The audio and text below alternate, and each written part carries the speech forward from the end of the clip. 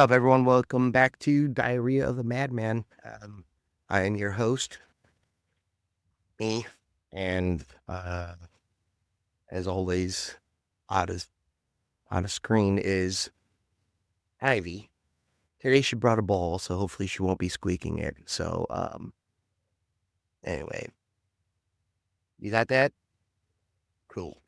All right, shit. Let's get the show started. First of all and foremost, it is Memorial Day weekend, so take a quick little drink to that. You know, it's so fucking weird. Sorry.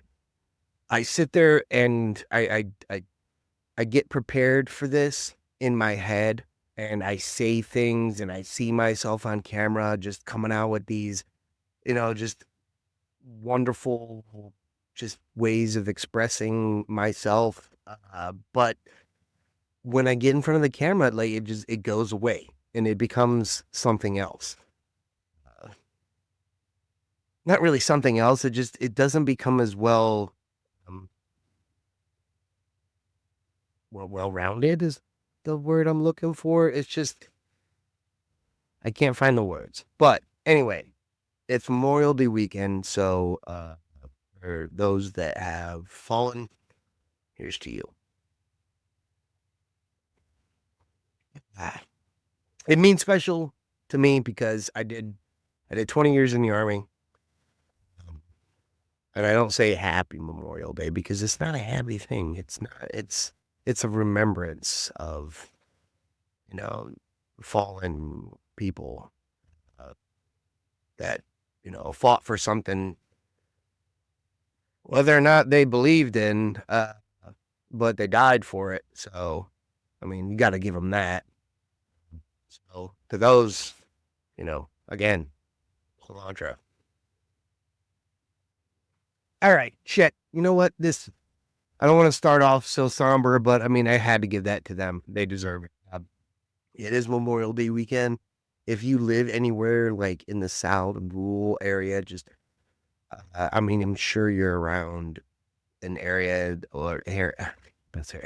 Just go outside and just take a deep breath. It's going to smell great this weekend. There's going to be barbecues going on. I mean, there's going to be stale beer, maybe a little bit of vomit. Maybe don't go out too early in the morning. Maybe you wait until, the grills start, cooking up before you go out and start breathing heavy breath. The city, I don't suggest breathing heavily in any of our cities. You're going to get a combination of God knows what, but I also believe that I hit the mic. You have the strongest immune systems out of anyone else in the country. It's that whole, you know, just bring people together thing and kids that ate dirt. I'm sorry. I'm moving shit around here because I've got stuff to talk about and I've got props and I've had a couple and I keep elbowing this stuff and it's annoying the shit out of me. So, all right. You may be wondering why I'm wearing this fucking awesome shirt right here. This shirt it is a tank top if you're listening only, and it's like Hawaiian flowers, I guess. But it has like skulls mixed in it. I consider this my Molly shirt. And it is that because when I obtained it, I was on a way more amount of Molly than I should have been because I didn't understand the person who gave it to me, what he was saying, and so I tried to go a little bit too much. Anyway, I came to in a department store like like all of a sudden, if you've ever done kind of drugs like that, like you just kind of just that moment where you're like, fucking, we're wide awake now. Something wrong is going on. I like in the middle of a department store, like, oh shit, I'm gonna vomit. So I had to make a beeline to the bathroom. And I can't remember for the life of me if I vomited or not. I was told I was in there maybe 5 minutes tops. But anyway, I come out and ended up with this They're shorts to match. Pretty fucking sweet. But this is my Molly shirt. And yeah, I'm not above experimenting with anything. I mean, you, know, you only live this life once. And uh, but I did not adhere to some advice I'd been given that, did everything in moderation. And I tried to go a little bit too hard and I mean, ended up with a cool shirt and a story to tell you, but there's stuff in between there, but we're not gonna get into that. But that's how I obtained this thick ass fucking tank top here. So all right, the Jesus, this thing was bothering me. The thing I kept knocking over. It is it is a piece of the wire fence from the DMZ in Korea. And if you've ever served in South Korea as any type of military member, you probably got one. I don't know. I got mine in when this one's December 2003. But yeah, it is a little famed opening it now. Piece of wire. Oh, whoa, what the fuck just fell out? Hold on. Away.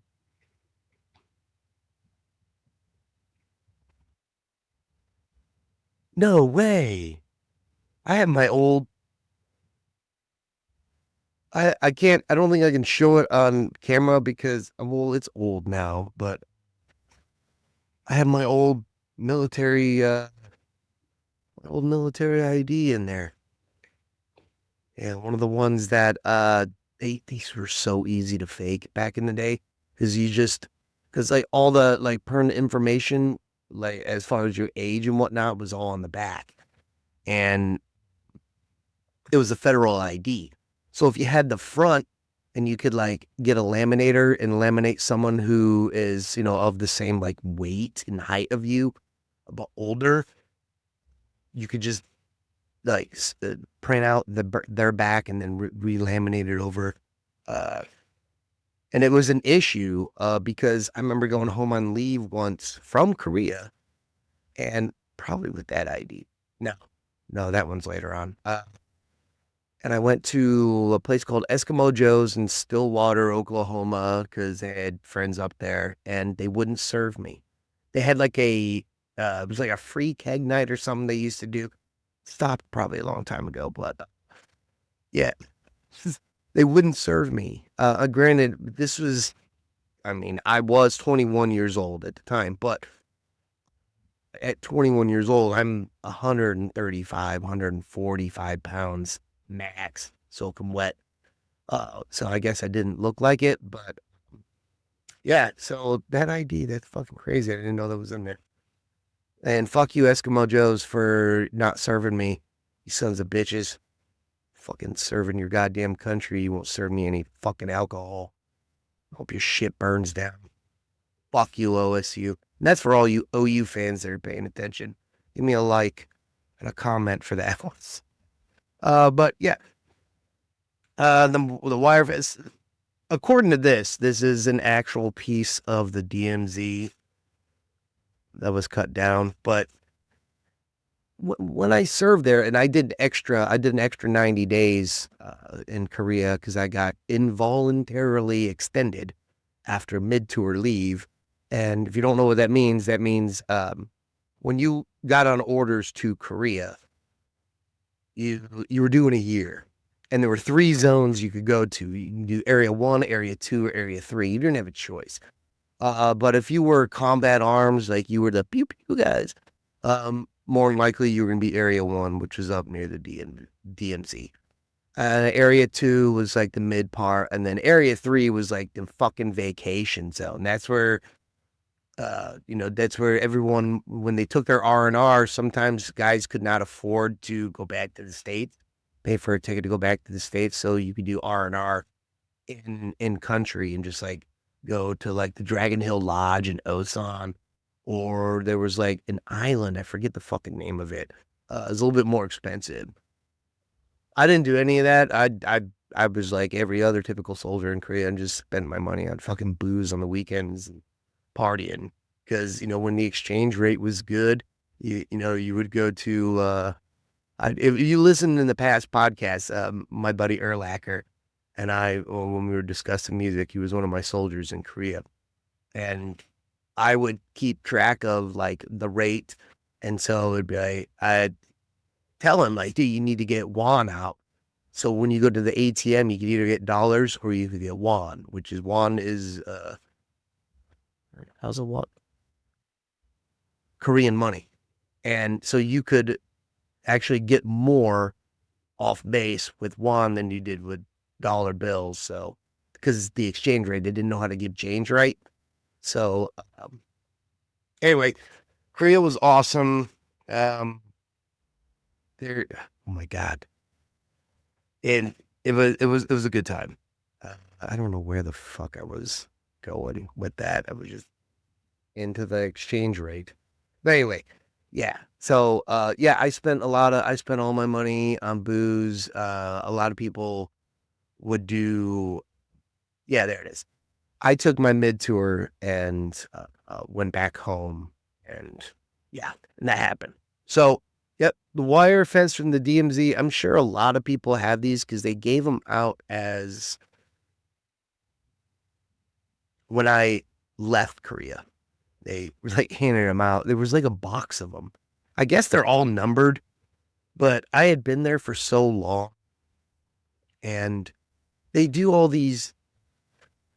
It was so stupid. This was 2003. They would hold these ceremonies for these soldiers that are going back overseas after that they had had their household goods picked up. That means like after you've already shipped all your stuff, they're giving you a ceremony and literally you're in an empty room and you've got like two duffel bags and a carry-on. That's it. You're ready to go home and they do this little fucking awards thing for you and they give you this big ass fucking plaque, which I never got. I saw mine once. It was supposed to be shipped to me by my NCO after I left Korea. I never saw it again. Um, but they always gave out these too. And if you couldn't fit this in your carry-on, you just fucking left it. So dudes would just leave these things in their fucking room because who gave a shit? What if App was like, we've been fucking putting up razor wire the entire goddamn time we've spent here in Korea. I don't want to see this shit ever again. And you're going to give me a rusted ass piece of it that probably is not from that. Anyway, so I took them. I took a whole bunch of them and I used to give them out as Christmas gifts. And damn, that took a long time to get to that store. Yeah. Oh, damn. Korea was fun. Korea was a lot of booze, a lot of field time, a lot of frostbite, and a lot of fun. So I'm getting parched and take a drink. Moving on. The next item on your screen here is this ammo bot. It says Sergeant Duke Thunder. This Sergeant Duke Thunder is in I hesitate to say an alter ego of mine that I created a character because he really isn't mine. He was created with the help of a buddy of mine. Sarn Thomas is all I remember. I was in Virginia at the time. This is before September 11th. Sarn Thomas, just a little background on this guy. This guy drove like he drove a pickup truck, like a little small size Chevy, Ford, whatever it was. But um, this dude he hated fat people in the army. He would have his window down, and if he spotted a soldier on the side of the road as we were driving on base, he would fucking yell at him like, fucking piece, just stuff like that. And this is back at a time when you could get away with that. And I know what I look like right now. I did not look like that back then, so I was all for it. Anyway, Sergeant Thomas.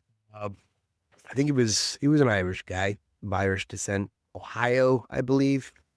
No, KJ, I'm not getting them mixed up with you. Um, But this, he, yeah, we would go get fucking lit up down in fucking where we're Newport News, Virginia. And there's a reason why they call it bad news. And it's not really the place for 140-pound fucking little white guy to be drunk out of his mouth. Anyway, I ended up in jail there a couple times. But getting back to Sergeant Duke Thunder, me and Sergeant Thomas were at I believe we were at a Cheddar's or some shit, like late at night, fucking lit up. And we had, for some reason, we had aviator glasses or some kind of mirrored whatever. And Sergeant Thomas was like he was a really good looking guy, like a bigger, good looking guy. So chicks loved him. I was this little fucking, you know, whatever. I'd make people laugh when I'm not fucked up. But so this waitress, for some reason, because we're drunk and having a good time, is like looking at him and she's like, "Are you somebody I should know?" or something like that. And he's like, "Oh yeah, we're and he just off the top of his head, it's like we're fucking like motocross or some shit like that. And we got a something in Virginia Beach, whatever." And she's like, "Ah, yeah." And then after that, we put together this Sergeant Duke Thunder, and he became kind of like an alter ego for me. Like he was Sergeant Duke Thunder is me in the army, but everything badass that I wasn't. That sound I mean, yeah, because I wasn't badass. So that's like so yeah. It's something I haven't really put together uh, too much. It's just a character I'm trying to develop because I don't know exactly how to portray him to you guys or how to set up a skit because my life doesn't like to do skits. So maybe I'll figure out something. But again, I'd like to thank my buddy KJ for giving me this fucking badass ammo box that says property of Sergeant Duke Thunder. And that's where that comes from. Because he's the world's greatest NCO. Um, shit. All right, let's get off fucking military. Let's just get off, right? But it's titty time. I'm gonna go down to Twitter and we're gonna see what the fuck is trending. Okay, doke. What the fuck is this? Come on. All right. Sunderland sports trending. Don't know what the fuck that is. I assume it's probably some international soccer team. So congrats to you, Sunderland, for either winning or losing. I don't give a fuck. Uh, West Point. That's the next trending thing. West Point. Um, as a former NCO in the United States Army, how do I feel about West Point? That's me. If you're only just listening, I'm giving the middle finger because you fucking fuck you, West Point grads. Like every fucking West Point officer that I ever served with was a pretentious, fucking stuck up piece of shit. And it's just entitled too. Like, oh, because you think you're fucking smart, you go to a fucking West Point. You don't know shit. You never knew shit. And fuck you. Okay, I digress. So West Point, hell of a military school. But I've never experienced an officer from West Point that was worth a damn talking to.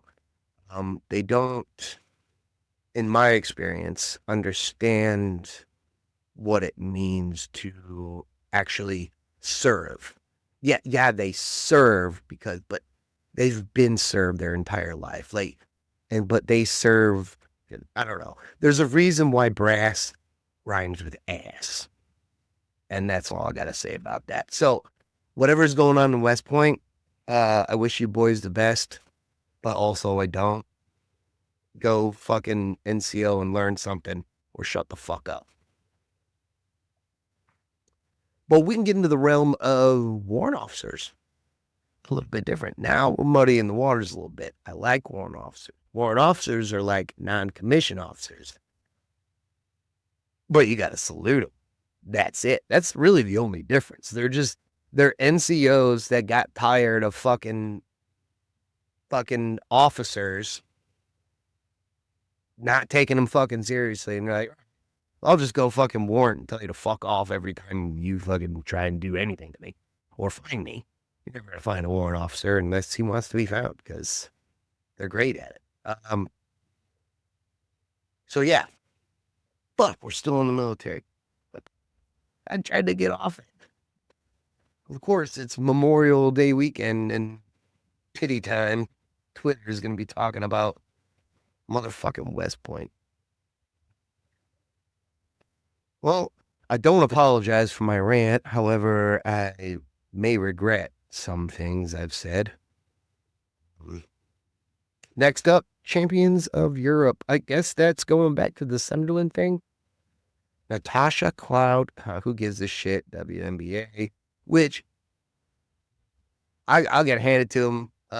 The WNBA is trending a lot more often because of that bullshit.